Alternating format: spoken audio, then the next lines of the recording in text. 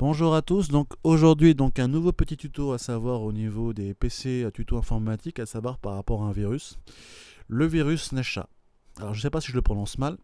Alors c'est un virus de type assez sévère, à savoir que c'est un bloqueur d'applications exe. Donc du coup tu n'as plus aucun accès, aussi bien au programme que tu as en extérieur que pour la mémoire, à savoir qu'elle est bouffée. Tu ne peux absolument rien faire, donc du coup, quand tu redémarres ton PC, le PC redémarre avec une lenteur pas possible et il te faut pratiquement 10 ans pour pouvoir démarrer. Donc le truc, comment fait-on pour le réparer par rapport à ce putain de virus? Alors tout d'abord, si tu n'as pas entre guillemets un deuxième PC pour réparer ton disque dur, tu es un peu dans la merde.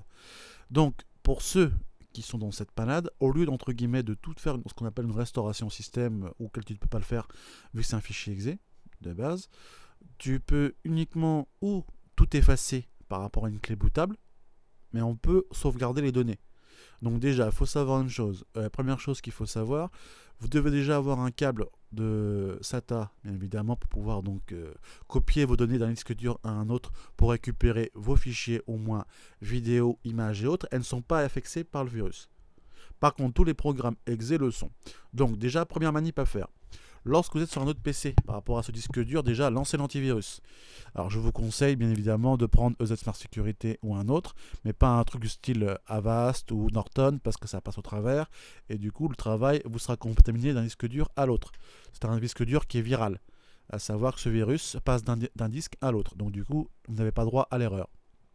Ensuite, première chose, une fois que vous avez fait donc l'antivirus de base par rapport à celui-ci, vous nettoyez donc tout ce qui est spyware ou autre pour être sûr qu'il n'y ait aucune trace. Alors moi je vous conseille, parce que je l'ai réparé donc de deux façons différentes pour faire le test par rapport à ça. La première, c'est que j'ai tout réinitialisé au niveau des fichiers exe par rapport à une clé bootable. Donc ce que j'ai fait, vous faites démarrage, vous mettez une clé bootable de Windows portatif pour lancer donc sans la RAM de votre PC, vu que ça ne lance pas directement par rapport au processus de ce fait. Une fois ça, tout ce que vous faites, c'est que vous faites une réparation au niveau du disque par rapport à Windows pour réparer la connerie qui a été faite par le virus.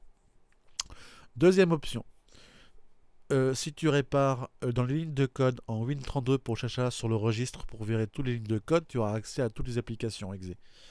Mais le problème, c'est que le virus ne sera peut-être encore omniprésent par une ligne de code secondaire.